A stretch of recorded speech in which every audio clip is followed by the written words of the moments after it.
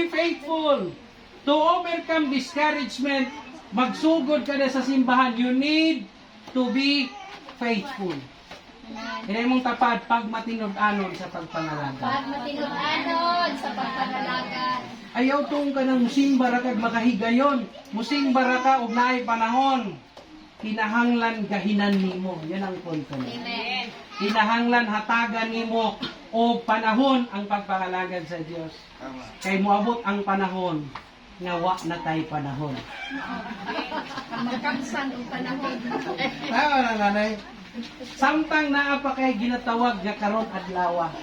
Kung matinud-anon ka na agad sa Dios, paminaw. Kung matinud-anon ka na agad sa Ginoo, sultihan ko ikaw, tulog ka pa. Giprepara na sa Dios ang imong gikinahanglan. Amen.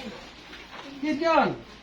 Kaya pagka naay problema, Lord, kinahanglan man na kung anong wa man mo abot. Ang pangutana, matinud-anon ba ka?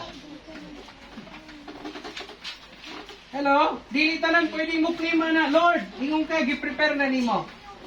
Ang maka-claim lang, anak, katong mga tao nga matinud-anon nga nangalagad sa Dios.